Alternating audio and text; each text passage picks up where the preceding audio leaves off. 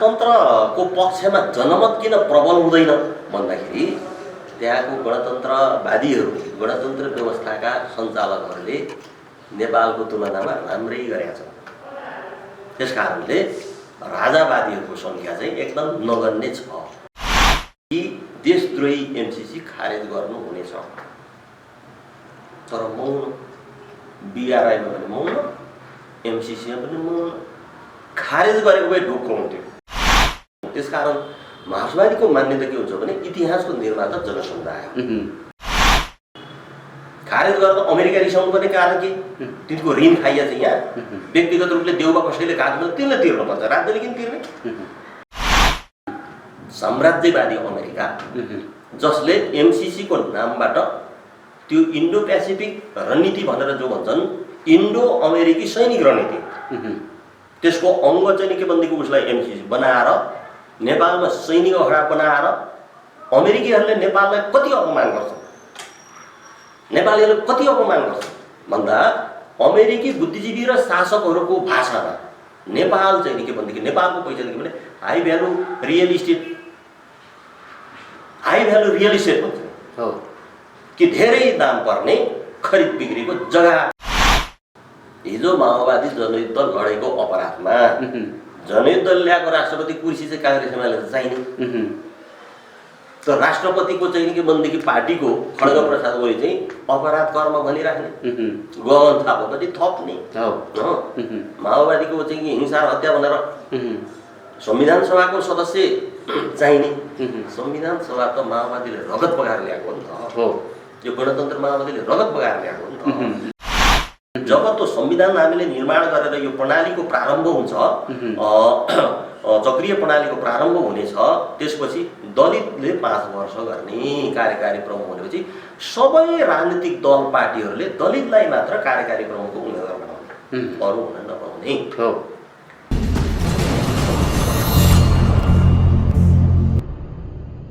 आदरणीय दर्शकबिन, पछिल्लो समय राजतन्त्रको माग हुन थालेको छ। रविन्द्र मिश्र लगायत महेश बस्नेतहरूले राजतन्त्रको माग गर्न थालिसकेपछि यतिखेर सामाजिक सञ्जालहरूमा विरोध पनि भइराखेको छ।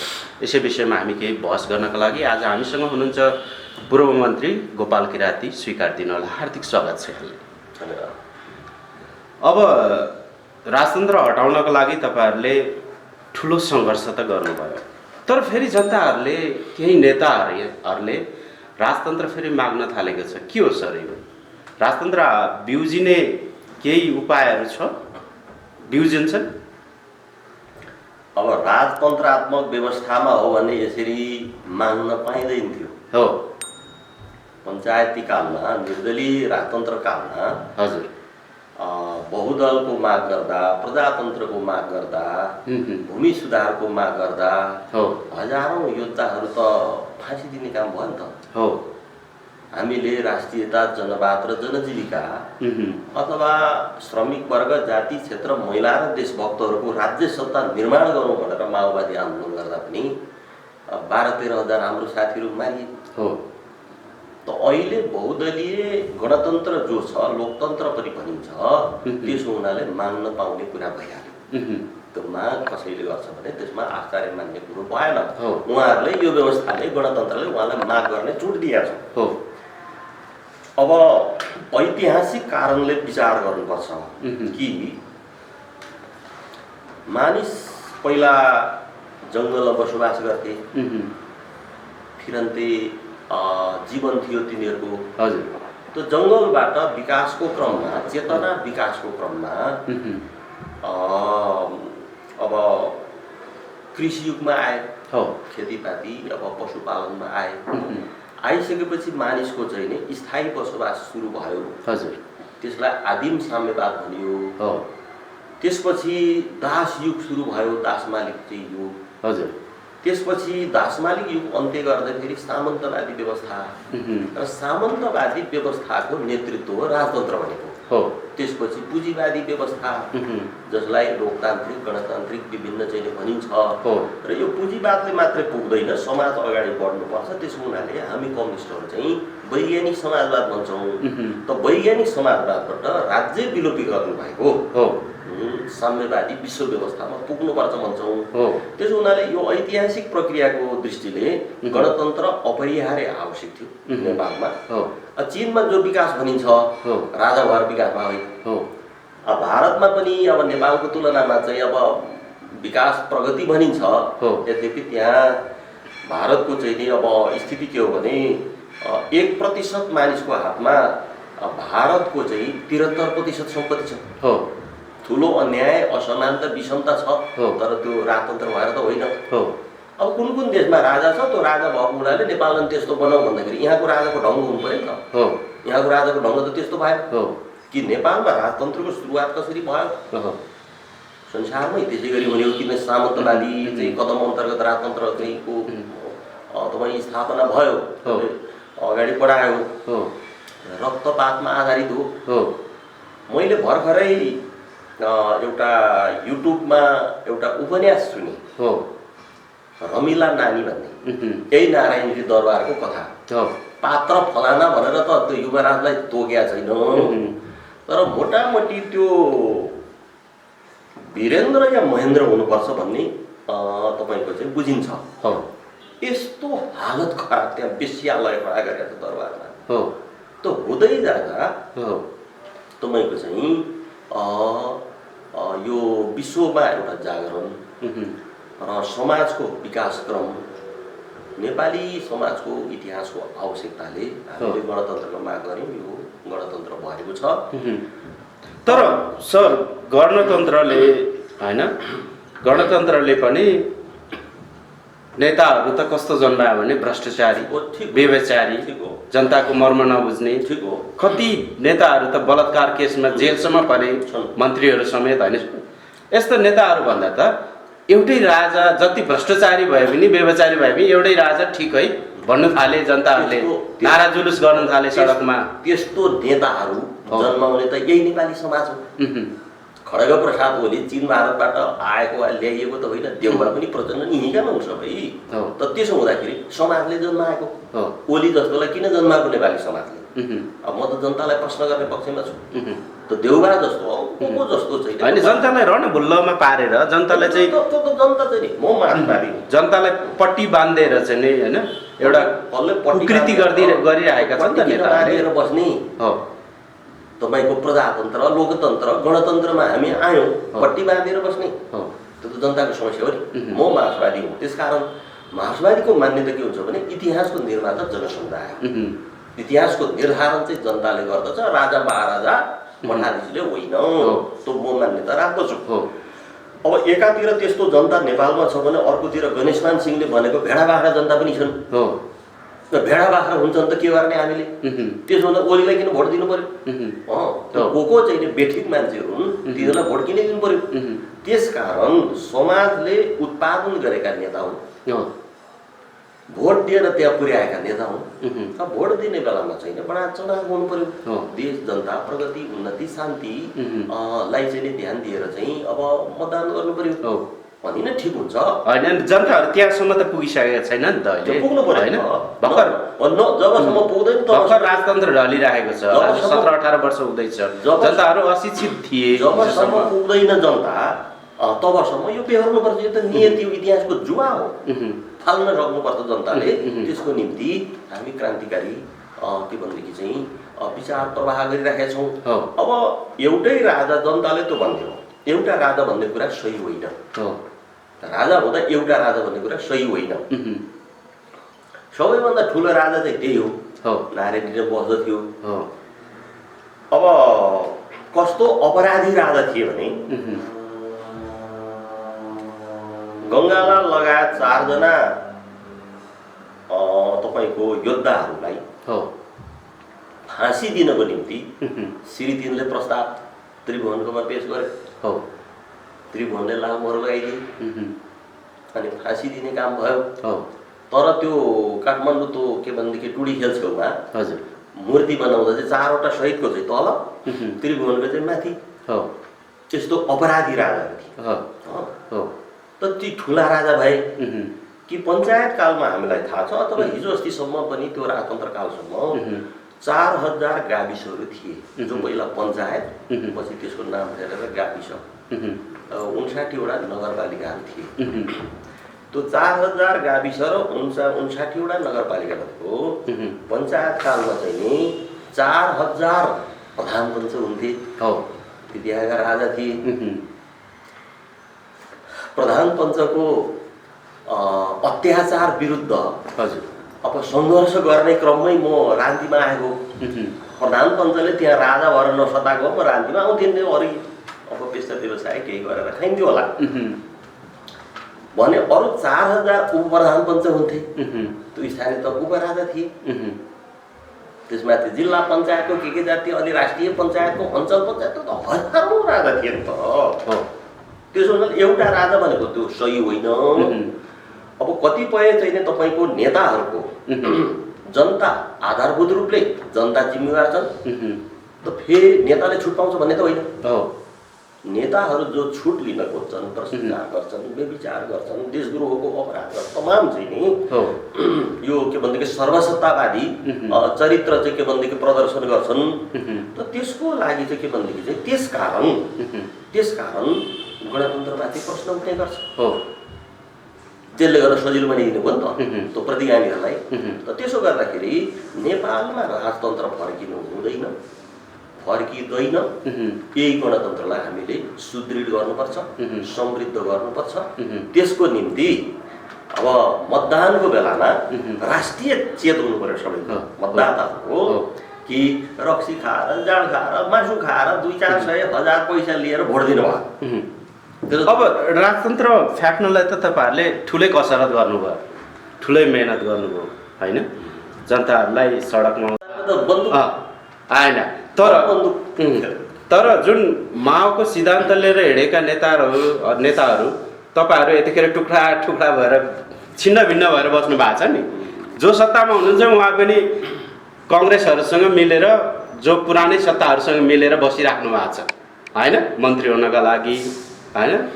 अब जुन मार्क्सका सिद्धान्त लिएर आएका नेताहरू पनि कुर्सीका लागि त लिप्त रहेछन् नि त होइन।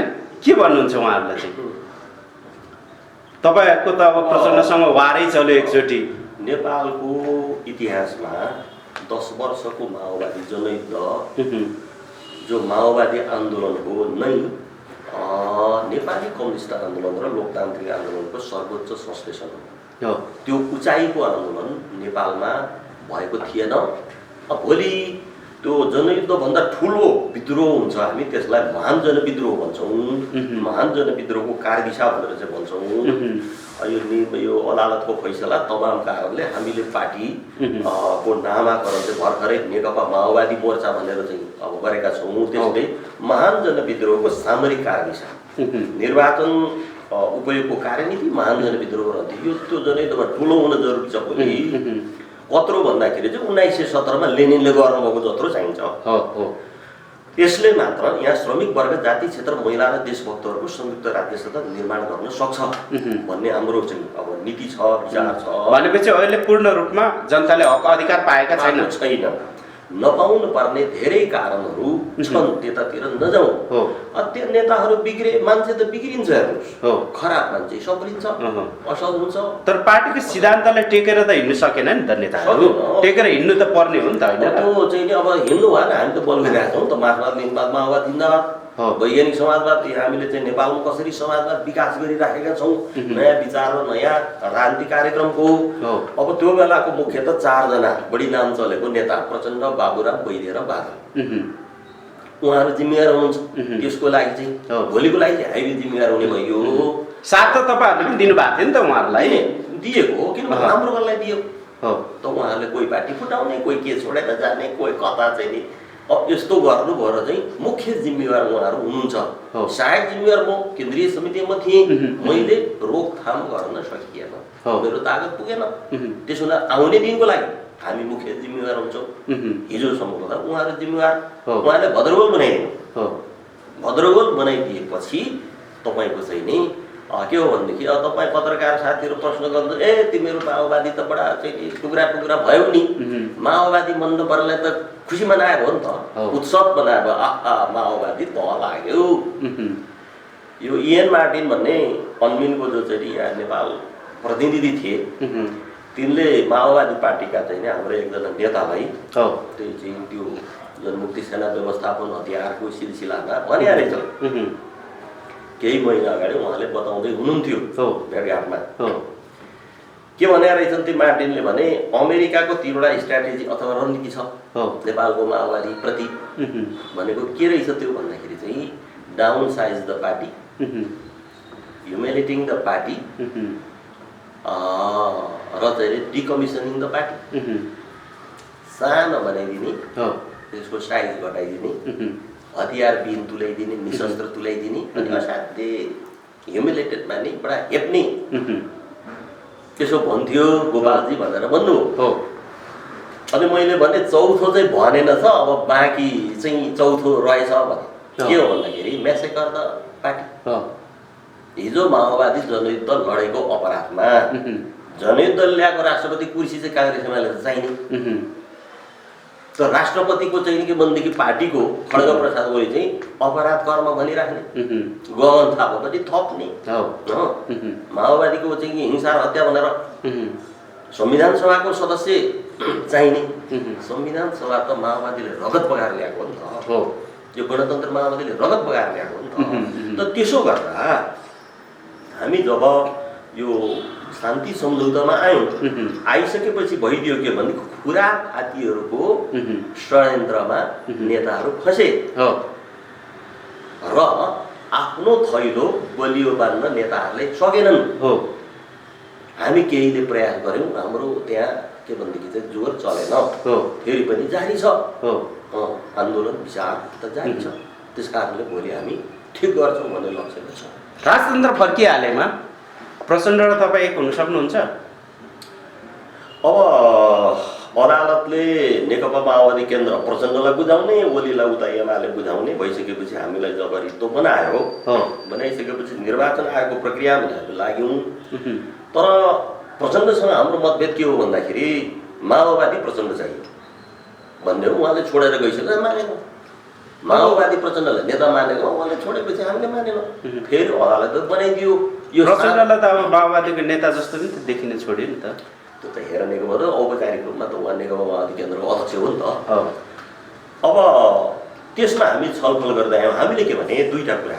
एउटा चाहिँ सांस्कृतिक रूपान्तरणको प्रतिबद्धतामा सहमत हुने हो भने पहिलो दोस्रो समाजवादको खाका स्पष्ट बनाएर अगाडि बढ्न सहमत हुने हो भने हामी तपाईँसँगै छौँ भनियो हुँदै जाँदा चैतदेखि हामीले त्यो छलफल सुरु गऱ्यौँ अस्ति असारमा आइपुगेर चाहिँ पार्टीको तहमा नगरेर संयुक्त मोर्चाको तहमा गरौँ भन्ने हुन्छ त्यो के को लागि भने गणतन्त्र रक्षाको लागि गणतन्त्र जाँदैन त्यस्तो सजिलो छैन अब तर गणतन्त्र हटाउन सजिलो छैन तर जस्तो प्रश्न आयो प्रश्न आएपछि जवाफ त दिनु पर्यो दिनु पर्दाखेरिको हकमा यो देशको सबैभन्दा ठुलो गणतन्त्रवादी नेता हिजो रामराजा प्रसाद सिंह हुनुहुन्थ्यो उहाँको निधन भइसक्यो म खुसी छु कि जिताउनु नसके पनि नेपाल गणतन्त्र नेपालको प्रथम राष्ट्रपति पदमा पार्टीको निर्णयमा चाहिँ नि मैले रामराजा प्रसाद सिंहलाई मतदान गरेँ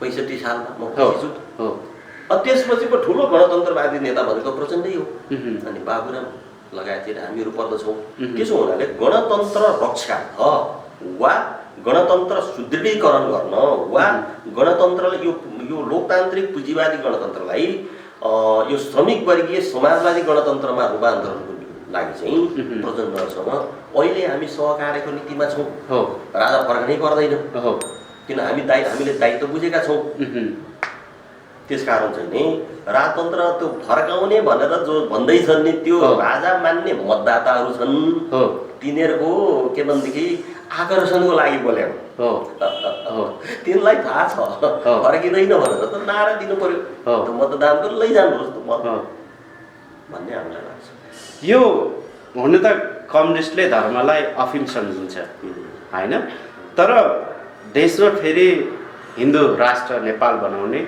कुराहरू उठिराखेका छन् केही हिन्दू धर्म नेताहरूले हिन्दू धार्मिक नेताहरूले चाहिँ अब देशलाई फेरि हिन्दू धार्मिक राष्ट्र बनाउनुपर्छ भन्नुभएको छ उहाँहरूलाई के भन्नुहुन्छ तपाईँ अब मार्क्सले अफिम किन भन्नुभयो भने अफिम म त खाएको छैन, त्यो सुनेको चाहिँ के भने हो बडा लट्ठ बनाउँछ त्यसले, त्यो नसाले भन्ने हो। सुनिन्छ अफिम। हो आनन्द हुन्छ, दुखाइ पीडा चाहिँ अब चिन्ता हुँदैन उहुँ, भनेर चाहिँ नि सुनिन्छ। हो हो अध्यात्मवादी धर्म।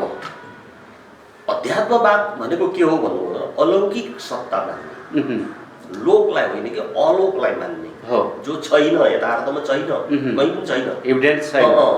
र चाहिँ तपाईँको चाहिँ नि अब त्यहाँ ईश्वर हुन्छ, परमेश्वर भगवान् के हुन्छ भनेर त्यो नभएको कुरा मान्ने उहुँ, दर्शन चाहिँ अध्यात्मवाद हो। हो त्यसको राजनीति चाहिँ, त्यसको कार्यान्वयनको चाहिँ नीति चाहिँ हो। के भने धर्म भयो। उहुँ, त्यस रूपमा मार्क्सले त्यो धर्मबाट उठ, त्यो अफिम सेवन गरेर चाहिँ तिमी मजदुर किसान नबस उहुँ, भनेर भन्नुभएको हो। हो तर फेरि हाम्रो देश नेपाल वा दुनियाँ धर्म मान्ने जनता छन्। छ। कम्युनिस्ट पार्टीको सदस्य म त त्यसरी बुझ्छु हो र म मान्दिनँ। म लोक मान्छु अथवा यथार्थ जे छ त्यसलाई मान्ने हो मैले।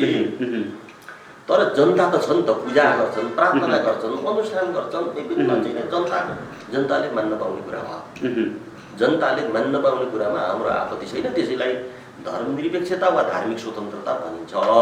र नेपाल बहुधार्मिक चाहिँ मुलुक भएको हुनाले उहुँ, अब राज्यको व्यक्तिको धर्म हुनसक्छ, उहुँ, अध्यात्म हुनसक्छ, कसले के मान्ला कसैले के मान्ला, उहुँ, त्यो व्यक्तिको स्वतन्त्रताको कुरा भयो उहुँ, यो लोकतन्त्रमा। उहुँ, तर राज्यको हुनु हुँदैन, हो राज्यको हुनु हुँदैन धर्म। उहुँ, जस्तो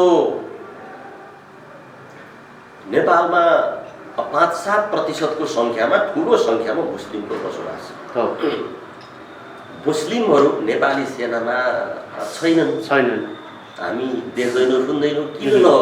उहुँ, मुस्लिम त झन् एकदम मार्सियल चाहिँ के भनेदेखि रेस हो। उहुँ, त किन जाँदैनन् भनेदेखि चाहिँ हिन्दू देवी देवताको नाउँमा त्यहाँको चाहिँ गणहरू, कम्पनीहरू, गुल्महरूको चाहिँ ब्रिगेडहरूको नामाकरण गरिएको छ। हो त्यस कारण जाँदैन। हो तपाईँ एउटा कुनै जिल्लाको सिडिओलाई उहुँ, प्रमुख जिल्ला अधिकारीले यो हिन्दू सिडिओ हो भनेर त्यहाँ साइनबोर्ड टाँसिदियो भनेदेखि अहिन्दू जनता कसरी त्यो सिडिओकोमा न्याय माग्न जाने, हो वा इस्लाम सिडिओ भनेर टाँसिदिएपछि वा अर्कै विभिन्न होला। उहुँ, त्यस कारण चाहिँ नि धर्म मानिसको निजी मामिला हो। उहुँ, त्यसलाई हामी कम्युनिस्टले पनि स्वीकार गर्दछौँ। उहुँ, किनभने माओ सेतुङ हाम्रो गुरुले भन्नुभएको छ प्रशासनिक आदेशले मानिसले धर्म परिवर्तन गर्दैन। हो त्यो बिस्तारै बुझ्दै जान्छ। उहुँ, भनिसकेपछि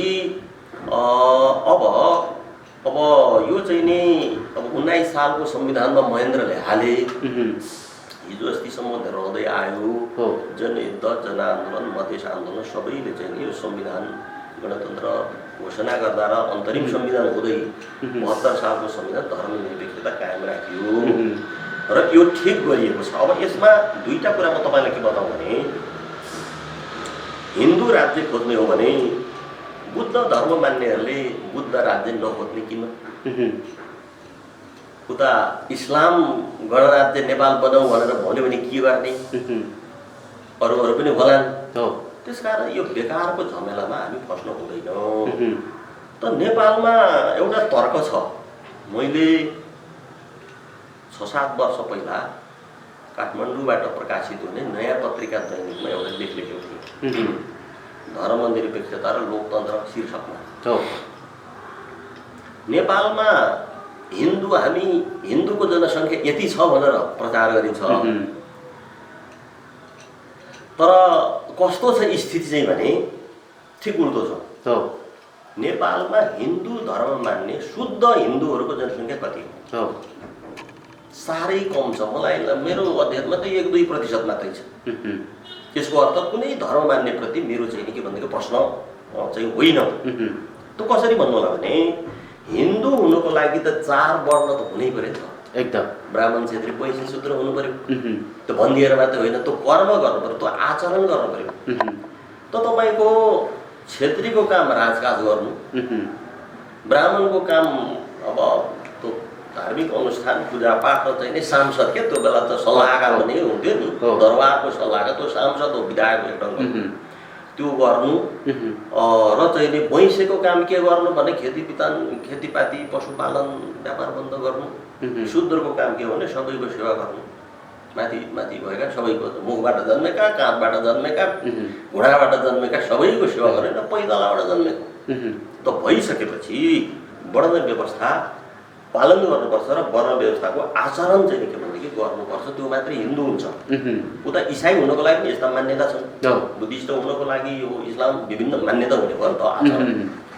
त त्यसरी मात्रै हिन्दू हुने हुन्छ। अब तपाईँको अब त्यो वर्ण व्यवस्था जात व्यवस्थाको आचरणको आधारमा ब्राह्मणले राजकाज गर्नु अपराध हुँदैन नि त। 7 सालसम्म नेपालमा ब्राह्मण थिए, शुद्ध ब्राह्मण हुनु त्यसलाई, जसले राजकाजमा हात हाल्दै थिए। 7 साल यता त के भएको छ त नेपालमा? तपाईँ सबै पार्टीका प्रमुखहरू ब्राह्मण हुन पाउँदैन भन्ने होइन, त्यो हिन्दू हो भने पाउँदैन। राजकाज राजनीति गर्नु भएन नि त। सबै प्रशासक ब्राह्मण। नेपाली सेना चाहिँ हिजो शाही सेना यो क्षेत्रीको स्वायत्त इकाइ जस्तो थियो। अब मेहनत गरेर त्यहाँ पुग्नु होला। एकजना शर्मा ब्राह्मण अहिले त प्रधान सेनापति बन्नुभयो, बन्न नपाउने भन्ने भएन।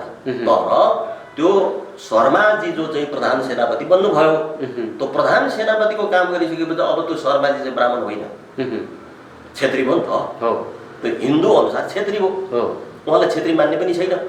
त त्यसो हुनाले ब्राह्मणहरू त तपाईँको धार्मिक अनुष्ठान, पूजा, शिक्षा दीक्षामा सीमित नरहेर राजनीतिमा, प्रशासनमा, सेनामा, प्रहरीमा, व्यापारमा, बन्दमा, उद्योग धन्दामा ठुलो सङ्ख्यामा नेपाली ब्राह्मणहरू आइसकेपछि नेपालको चाहिँ नि ब्राह्मण जो 12% भन्छ सरकारी तथ्याङ्कले, 12%मा त्यो 11% चाहिँ, त्यो 12लाई 100 पुर्याउँ, 98% ब्राह्मण चाहिँ अब हिन्दू हो। आचरणले भन्ने कुरा पनि नारा लगाएर हुन्छ थोरै। 1-2% नेपालका ब्राह्मण हिन्दू हुन्, जो मन्दिरमा पूजा गर्दछन्, पुजारी मात्रै आफ्ना आचरण अनुष्ठान गर्दछन्, ती चाहिँ हिन्दू हुन्। अब जो क्षेत्री हो, राजकाज गर्नुपर्ने क्षेत्री, अब हिन्दू के भनेदेखि मान्यता अनुसार राजकाजमा रहनुपर्ने क्षेत्री राजकाज सुहा हो। राजकाज सुहा भइसकेपछि अब त्यो क्षेत्रीलाई कसरी हिन्दू गर्ने? क्षेत्री हिन्दू भएन, त्यो राजकाज चाहिँ च्युत भयो। क्षेत्रीहरू त यतिखेर हामी मष्ट पूजक हौँ, हामी खस हौँ भनेर चाहिँ उहाँहरूले मुद्दा उहाँहरूको त्यो स्वतन्त्रता ठिकै छ, त्यसमा हाम्रो टिप्पणी छैन।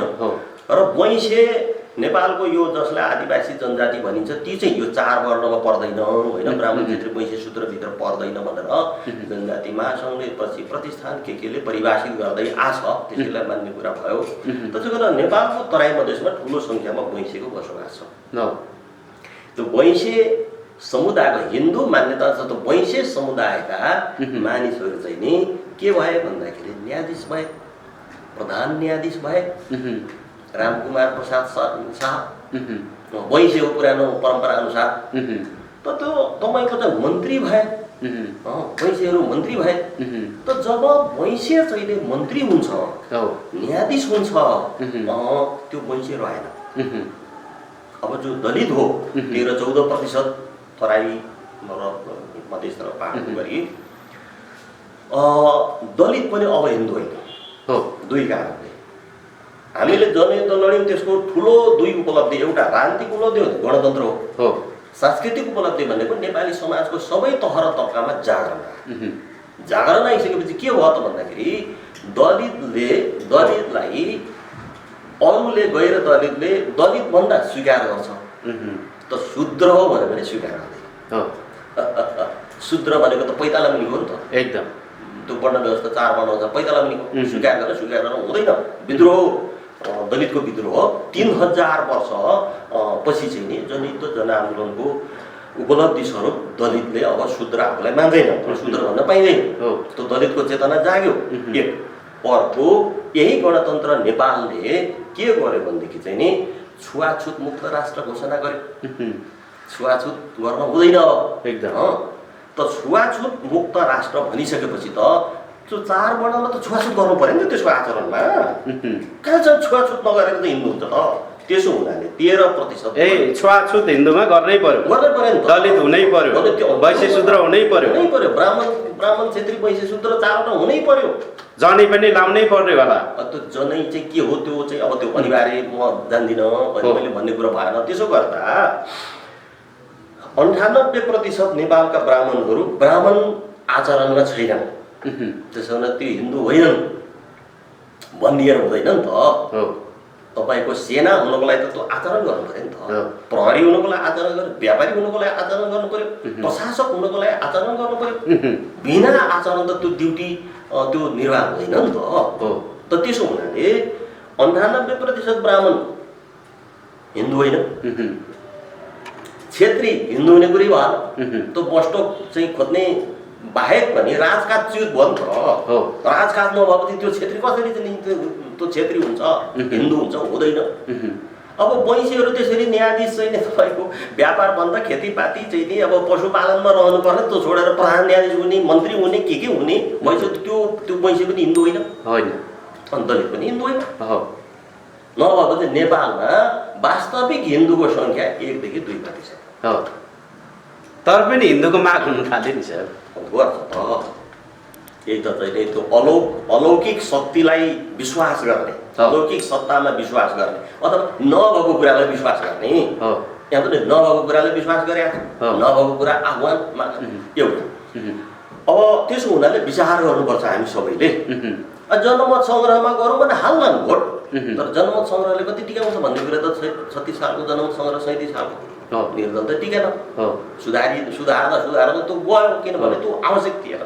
त्यो तपाईँको आवश्यक थिएन मात्र त बोझ थियो भन्ने। अब अर्को रह्यो यो भारतीय जनता पार्टीको जो सरकार भारतमा बनेको छ दक्षिण छिमेकमा, आरएसएस भन्ने लामो समयदेखिको चाहिँ नि एउटा सङ्गठन छ त्यहाँ, हिन्दू अतिवादीहरूको सङ्गठन, राष्ट्रिय स्वयंसेवक सङ्घ, त्यसलाई आरएसएस छोटोमा भन्छन्। त्यो आरएसएस चाहिँ पार्टीको काम गर्छ, विचारको काम गर्छ। त्यो भाजपा भनेको चाहिँ त्यसको राजनीतिक मोर्चा हो। र त्यसको राजनीतिक मोर्चा अगाडि आउँदै जाँदा काश्मीरको विशेष स्वायत्तता खोज्ने जुन काम भाजपाको ओलीको सरकारले गर्यो, त्यसमा प्रतिक्रिया विज्ञप्ति गर्दा हामीले के भन्यौँ भने यो हिन्दू साम्राज्यवादको हरकत हो, हिन्दू साम्राज्यवादी चाहिँ हरकत हो। हुँदै आउँदा भारतका प्रगतिशील बुद्धिजीवीहरूमाथि दमन छ, कतिपयलाई हत्या नै गरिरहेछ, जिम्मेवारी कसैले नलिने गरिकन। र उत्पीडित समुदायमाथि चाहिँ नि अब दमन चाहिँ नि भइराखेको छ। त्यसो हुनाले नरेन्द्र मोदी चाहिँ नि भारतीय हिन्दू सम्राट बन्न चाहन्छ। सम्राट भनेको त गणतन्त्रको भाषा होइन, लोकतन्त्रको भाषा सामन्तवादको भाषा हो नि। त भारतमा के गर्नु पर्दछ भारतीयले निर्णय गर्ने कुरा हो। अनि हिन्दू के भनेदेखि चाहिँ नि अब हिन्दू भारत भन्ने या के हिन्दू राज्य भारत भन्ने कि भारतीय जनताले निर्णय गरून्। त नेपालको सन्दर्भ के हो भने नेपालमा त्यसकारण हिन्दू राज्य खोज्नु भनेको चाहिँ भारतीय हिन्दू साम्राज्यवादको प्रत्यक्ष उपनिवेश नित्य हो। तर पछिल्लो समय त्यसकारण गलत हो। पछिल्लो समय एउटै नस्लको, एउटै वर्णको र एउटै समुदायका नेताहरू चाहिँ प्रधानमन्त्री हुने पुरानै लाम छ अहिलेसम्म, त्यो निरन्तरता छ अहिलेसम्म होइन। अब यहाँको भूमिपुत्रहरू, यहाँको मूलवासीहरू, आदिवासी जनजाति भनौँ होइन, उहाँहरू चाहिँ कहिले प्रधानमन्त्री हुने, कहिले राष्ट्रपति हुने, इभन अब गोपाल किराती कहिले प्रधानमन्त्री हुने, कहिले राष्ट्रपति हुनेछ कि हुनु यो हुनु पाउँदैन कि? ठिक छ। एउटा त यो प्रश्न लामो समयदेखि रहँदै आयो। नेकपा माओवादी मोर्चाको केन्द्रीय सचिवालय बैठकले भर्खरै यो प्रश्नको जवाब नीति तयार गरिएको छ। म छोटोमा तपाईँलाई बताउँ। त्योभन्दा पहिला के बताउँ भने होइन त कम्युनिस्टको सिद्धान्त त अब जनताहरू, गरिब जनताहरू प्रधानमन्त्री हुनुपर्छ, राष्ट्रपति हुनुपर्छ। भन्ने हो नि त। तपाईँको तर भएन, अहिलेसम्म भएन। भएन भनेर नि तपाईँको चाहिँ नदीमा गएर भिरमा हाम हाल्न त भएन नि त, प्रयास जारी राख्नु पर्यो। तर त्यसो गर्दा यसको चाहिँ के हो भने आफ्नो थैलोको मुख बलियो बान्नु, साथीलाई चोर नलगाउनु भन्ने एउटा उखान छ। नेपालको जो आदिवासी जनजाति हो किन प्रधानमन्त्री भएन? बाहुनवादी राज्य सत्ताले बन्न दिएन भनेर मात्रै भएन नि त, बन्न खोज्नु पर्छ पर्दैन। त्यही समुदायबाट जन्मेर आइयो। यद्यपि म वैचारिक रूपले विश्व दृष्टिकोणको हिसाबले राजनीतिले म कम्युनिस्ट मार्क्सवादी हुँ, त फेरि अब मर्नु पर्यो, जन्मनु पर्यो, विवाह गर्नु पर्यो, त्यो समाज त त्यहीँ जोडिने भयो नि त म। अब तपाईँको मलाई राजनीति गर्न जनजाति समाजले प्रेरित गरे होइन, नगर्न प्रेरित गरे। यस्तो दबाब परिवारभित्रैबाट चाहिँ नि नहुने काम अनि समाजमा विदेश जा, पैसा कमा, तेरो तैँले चाहिँ नि पढ्न पाइनस्, तेरो छोराछोरीलाई अलिक पैसा कमाएर पढा, थोरै भने हुन् र किराँतिर राईहरूले थोरै दुःख दिया हुन् तपाईँको चाहिँ। त्यसो भइसकेपछि प्रधानमन्त्री देशको हुनको लागि, राष्ट्रपति हुनको लागि राजनीतिक सेवामा आउनु पर्यो, त्यसमा अब्बल बन्नु पर्यो। माने प्रधानमन्त्री भएन तर त्यो क्षमता आर्जन गर्यो भनेदेखि नोक्सान के त छैन नि त। राजनीति गर्नु पर्यो नि त। राजनीतिलाई घृणा गर्दै हिँड्ने, तथानाम गाली गर्दै हिँड्ने, विदेश पलायन हुने, मन्टिने, मासिने। त्यस कारणले नेपालको प्रधानमन्त्री, नेपालको राष्ट्रपति जनजातिहरू नहुनु पर्ने आन्तरिक कारण आदिवासी जनजाति जिम्मेवार छ। हुन खोज्नु पर्यो नि त। हुन नखोजेपछि पाइन्छ कुदाएर त्यहाँ पुर्याइदिनुहुन्छ। न लोकसेवाको परीक्षा पास गरेर जाने पनि होइन, त्यो सामर्थ्य निर्माण गर्नु पर्यो नि त। त्यस कारणले ब्राह्मणवादी राज्य सत्ता मात्रै जिम्मेवार छैन, आदिवासी जनजाति, दलित, मधेसी, महिला जिम्मेवार तपाईँको चाहिँ। तपाईँको चाहिँ पहिलो र यो उत्पीडित समुदायले गम्भीर रूपमा आत्मसमीक्षा गर्नु पर्यो। समीक्षा गर्ने दिन अब आयो। उसले पुग्न दिएन भनेर धारा लगाएर मात्रै हुँदैन। मेरो कारणले नपुगेको के कति चाहिँ अब जिम्मेवार छ, खोज्नु पर्यो। म त मन्त्री भइयो तपाईँको चाहिँ नि, त्यो त तपाईँको चाहिँ पछिल्लो समयमा आन्दोलनमा, तपाईँको निर्वाचनमा जनताले सहयोग गरेरै मत चाहिँ नि बहुमत प्राप्त गरेर सांसद भइयो र मन्त्री भइयो। तर सांस्कृतिक रूपले, परम्परागत रूपले राजनीति गर्न दिया त होइन। जुन समाजबाट म आएँ, सराप्ने, गाली गर्ने, ठाउँ ठाउँमा थुक्या पनि छन् मलाई। नहुने राजनीति गर्छस् भनेर मलाई थुक्या पनि छन् राईहरूले। हेर्नु त्यसरी चाहिँ नि विद्रोह गरेर त्यसो हुनाले प्रधानमन्त्री बनाउनको लागि जस्तो किराँत राई आएका, त्यसको एकजना संस्थापक सदस्य म पनि हो। अब बहुदल आएपछि राई सांसदहरूलाई सम्मान कार्यक्रम गर्ने हो 48 सालमा। म गइनँ। अनि पछि त्यसको अध्यक्षले सोधे किन नआएको भन्नुभयो। मैले किन आउनु पर्यो? आउनु पर्यो नि त। मैले भने त्यो सांसद निर्वाचित भइसकेका विभिन्न पार्टीका राईहरूलाई यायुखा समाजको चाहिँ नि केही काम गराउनु चाहिँ सिधा गराउनु, म त निर्वाचित भयो नि त किन चाहिँ फेटा लगाइदिएर राख्नु पर्यो बेकारमा? त्यो त राज्यले फेटा लगाइदियो नि त। राज्यले फेटा लगाइदियो, पगमा लगाइदियो त्यो सांसदको। त भनिसकेपछि राईहरूलाई सांसद कसरी बनाउने भन्ने खोज्नु पर्यो। कसरी बनाउने, मन्त्री कसरी बनाउने, यता लाग्नु पर्यो। भन्दाखेरि डरले थर्कमा प्रशासनले मार्छ। अर्कोचोटि त्यो विद्यावारिधि गरेका 10-8 राईहरूलाई, राई विद्वानहरूलाई अभिनन्दन भनेर चाहिँ फेरि गरे। म त्यहाँ पनि गइनँ। फेरि सोधे किन आएन? त्यो विद्यावारिधि गरेका राईहरूलाई चाहिँ फेटा लगाइदिने होइन। यो समुदायको लागि उसले के गर्नु पर्दछ उसको विद्यावारिधि ज्ञानको आधारमा त्यो काम गराउनु। त किराँत राई आएकाले त राईहरूलाई विद्यावारिधि कसरी गर्नुपर्छ सिकाउने। त्यही हुनाले चाहिँ नि मन्त्री भइयो। भेट्नको लागि त यहाँको पदाधिकारी आउने भए। मैले भने भेटा लगाइदिनु भने नआउनुहोस्। अब मन्त्रालयमा र यसको जो सीमा छ, जो कार्यक्षेत्र छ, त्यो अनुसार केही छ भने आउनुहोस्, नभए त्यो फेटा लगाइदिनुको लागि नआउनुहोस् ढिलो गरिकन फेटा गुट्नको लागि मन्त्री भएको पनि होइन भाउ किराँत राई आएकाले मलाई मन्त्री बनाएको होइन नि त होइन नि त अथवा मन्त्री पछि मतदान गर्ने कुरा भयो या एउटा लगाएका सबैले मतदान गरेरै हामीले चाहिँ मत प्राप्त गर्यौँ निर्वाचित भयौँ तर प्रारम्भिक चरणमा हेर भाइ त मन्त्री हुनुपर्छ ल हाम्रो लगानी छ तिमीलाई अरू नभए पनि हाम्रो एकदम आशीर्वाद छ है भन्ने कोही पनि थिएन अनि म किराँत राईको लगायतको मगर तामाङ हिन्दूको फेटा किन बुझ्छु म त सचेत कार्यकर्ता हुँ नि त यो क्षेत्रमा पनि पछिबाट भेटघाट भयो त्यसो हुनाले मलाई फेटा लगाइदिनु पर्दैन र तपाईँको चाहिँ नि राजनीतिमा काम गराउनु पर्यो नि त प्रधानमन्त्री बनाउनलाई पहिलो यो नमिठो लाग्छ तपाईँको यो अन्तर्वार्ता सुनिसकेपछि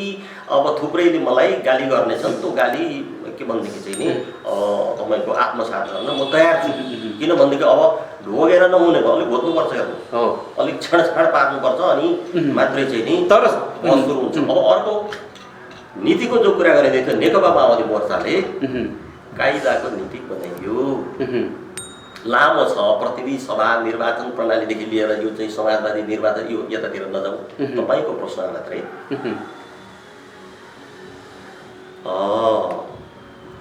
सामुदायिक चक्र प्रणालीमा देशको कार्यकारी प्रमुख चुन्ने शासकीय व्यवस्था गर्नुपर्छ भनेर नयाँ नीति बनायो त्यो चाहिँ हामीले कसरी बनाएको छौँ भने 4वटा समूह बनाऊ अङ्ग्रेजीमा क्लस्टर भन्छन् सबैभन्दा हेपिएको हुनाले उत्पीडित हुनाले दलित एउटा क्लस्टर अनि त्यसपछि मधेसी मुस्लिमको एउटा क्लस्टर बनाऊ त्यसपछि आदिवासी जनजातिको एउटा क्लस्टर बनाऊ त्यसपछि खस आर्यको एउटा क्लस्टर 4वटा क्लस्टर किन कार्यकारी प्रमुख प्रधानमन्त्री वा राष्ट्रपति भनेको त सानो खोजेर भएन नि त हाम्रो देशको त ठुलो स्केलमा चाहिँ खोज्नु पर्यो 4वटा समूह बनाऊ समुदाय यो 4वटा समुदायको उदाहरणको लागि 5 वर्षको लागि चाहिँ जब त्यो संविधान हामीले निर्माण गरेर यो प्रणालीको प्रारम्भ हुन्छ चक्रीय प्रणालीको प्रारम्भ हुनेछ त्यसपछि दलितले 5 वर्ष गर्ने कार्यकारी प्रमुख भनेपछि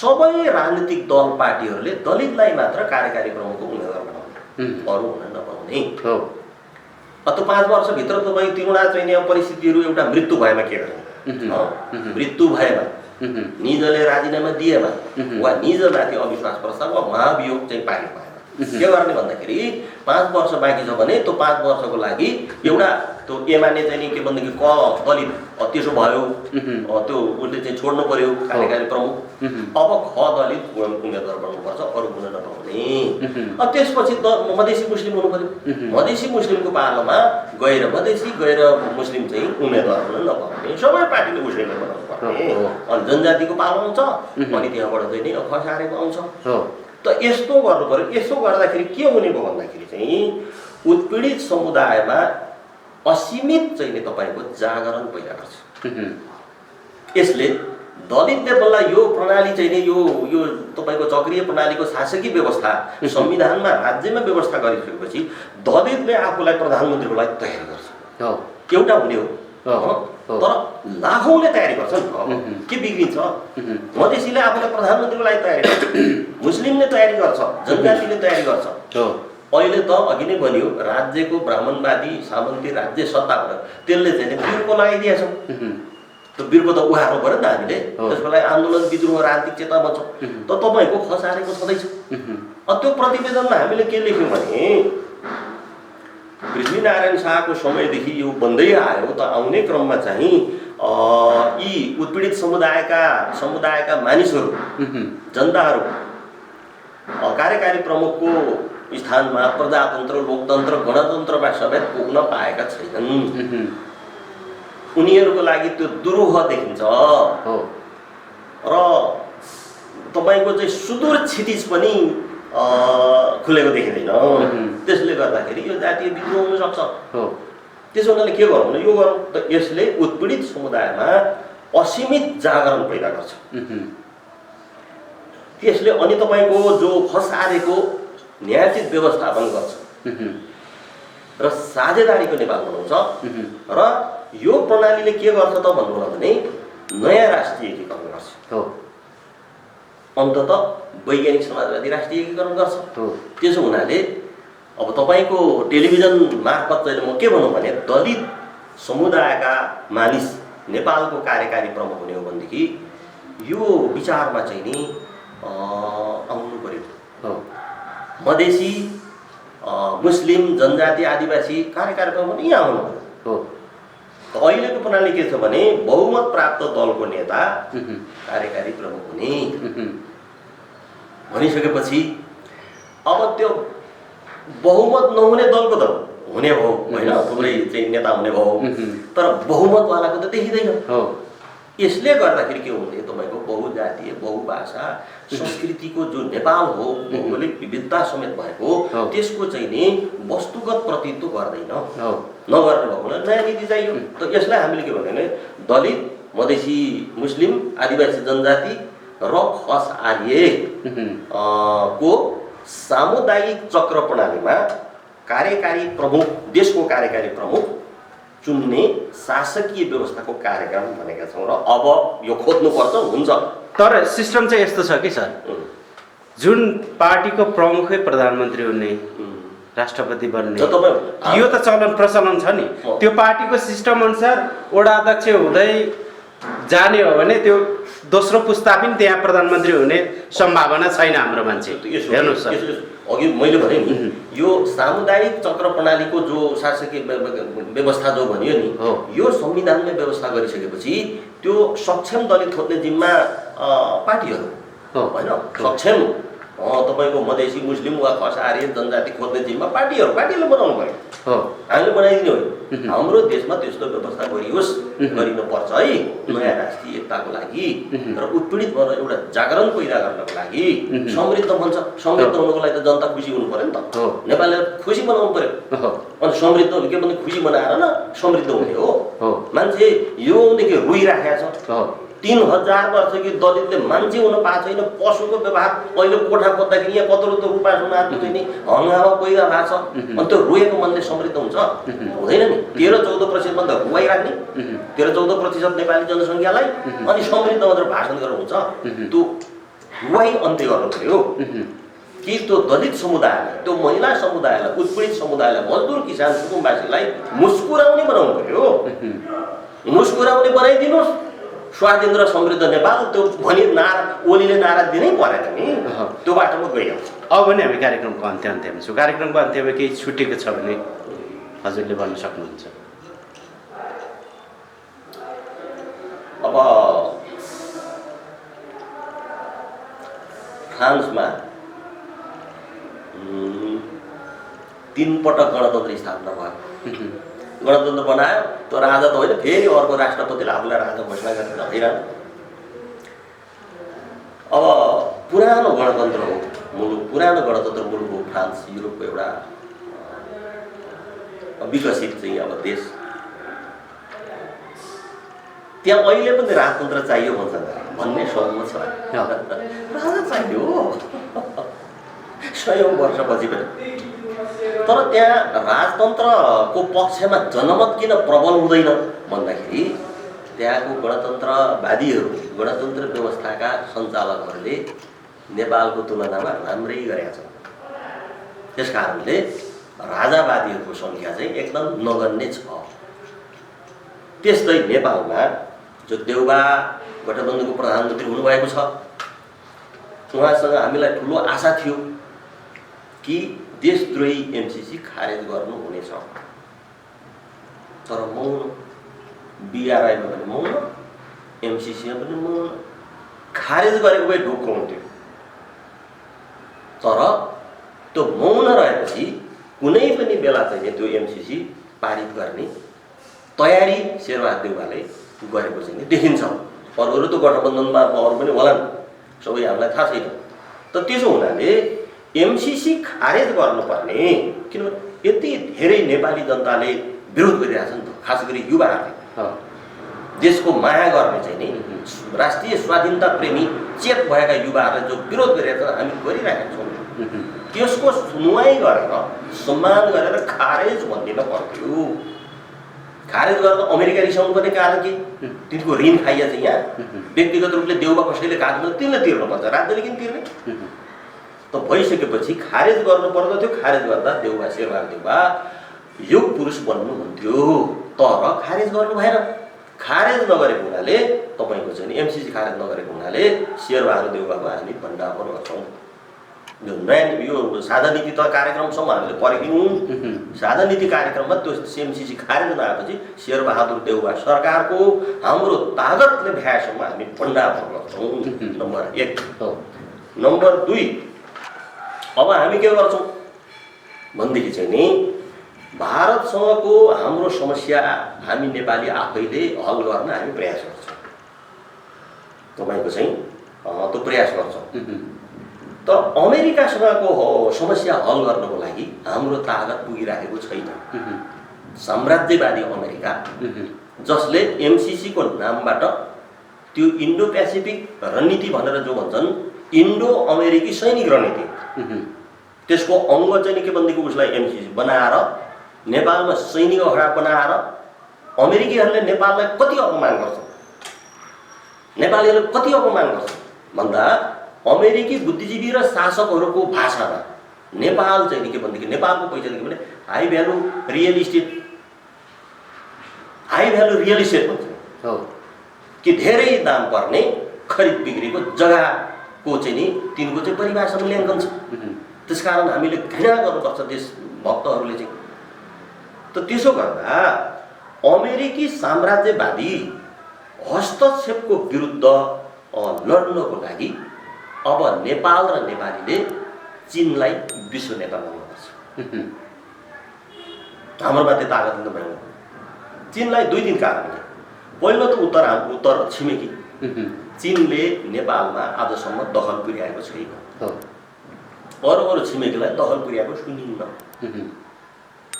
1.5 अरब जनसङ्ख्याको चाहिँ नि जनताको व्यवस्थापन गरेको छ। त त्यसो गर्दाखेरि चाहिँ एउटा छिमेकीलाई दुःख नदिने असंलग्न परराष्ट्र नीति, अहस्तक्षेपको नीति, संयुक्त राष्ट्रसङ्घको बडापत्रको चाहिँ के भने पञ्चशीलको सिद्धान्त पालन गर्ने हुनाले पनि हामीलाई खतरा महसुस हुँदैन चीनसँग। अर्को के हो भन्नुभयो भने एमसिसी नेपाल खाने, नेपाललाई सैनिक अखडा बनाउने, अफगानिस्तान, सिरिया र इराक बनाउने तपाईँको हस्तक्षेपकारी साम्राज्यवादी त्यो के भनेदेखि चाहिँ अब अपराधिक परियोजना हो। पिआरआई भन्ने जो छ त्यो चाहिँ संयुक्त राष्ट्रसङ्घको बडापत्र अन्तर्गत त्यो देशको राजनीतिक व्यवस्था के कसो हुने सम्बन्धमा त्यही देशको जनताले निर्णय गर्ने कुरालाई स्वीकार गर्ने गरिकन यो विकास परियोजनाको रूपमा पिआरआई। तेस्रो भन्नुहुन्छ भने चिनिया विशेषताको समाजवाद भन्छ चीनले, जो त्यहाँको राज्य व्यवस्था छ। सर्वहारा वर्गको समाजवाद त छैन, यो पनि बुझिएकै छ।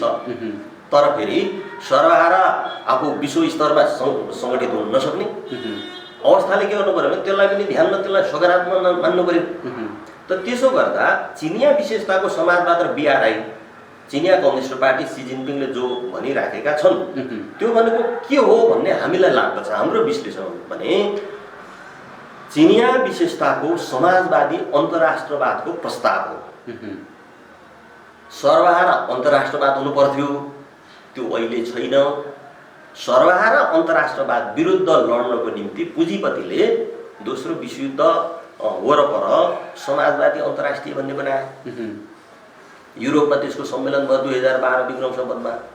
बिपी कोइराला त्यहाँ पुगे। अनि त्यो समाजवादी अन्तर्राष्ट्रियको सम्मेलनबाट सिकेर चाहिँ प्रजातान्त्रिक समाजवाद लिएर आए। किन तिनलाई चाहिएको थियो भनेदेखि चाहिँ नि तपाईँको यो वैज्ञानिक समाजवाद मान्ने सर्वहारा अन्तर्राष्ट्रवादी कम्युनिस्टहरूसँग लड्नु थियो। त्यसकारण उनले समाजवादी अन्तर्राष्ट्रिय भन्ने बनाएका थिए। कम्युनिस्ट अन्तर्राष्ट्रियको विरुद्ध समाजवादी अन्तर्राष्ट्रिय सोसियलिस्ट इन्टरनेसनल भन्ने बनाएका थिए। त पछि सर्वहारा अन्तर्राष्ट्रवाद अथवा कम्युनिस्ट अन्तर्राष्ट्रिय अथवा वैज्ञानिक समाजवादीहरू कमजोर हुँदै गएपछि अब पुँजीपतिलाई पनि समाजवादी अन्तर्राष्ट्रिय चाहिएन। समाजवादी अन्तर्राष्ट्रिय पछि त उनीहरूले त यो नौ पुँजीवादी, नौ उदारवादी सबै निजीकरण हुनुपर्छ, व्यक्तिकरण हुनुपर्छ भन्नेमा ती लाग्न पुगे। त्यसो हुनाले सर्वहारा अन्तर्राष्ट्रवाद पनि नभएको र यो पुँजीपतिको के भनेदेखि चाहिँ समाजवाद नामको चाहिँ अन्तर्राष्ट्रिय पनि नभएको स्थितिमा समाजवादी अन्तर्राष्ट्रवादको प्रयासतर्फ चिनिया कम्युनिस्ट पार्टी लागेको हो भने राम्रो। मार्क्सवादको 5 आधारभूत सिद्धान्तको आधारमा त मानिहाल्न सकिन्न, छलफल गर्नुपर्छ। तर यो अहिलेको स्थिति जो छ त्यसो हुनाले अमेरिकी साम्राज्यवादको विरुद्धमा लड्न र हाम्रो स्वाधीनता, हाम्रो स्वतन्त्रता, हाम्रो अखण्डता अक्षुण्ण राख्नको लागि विश्व स्तरको नेता चीनलाई मान्नुपर्छ।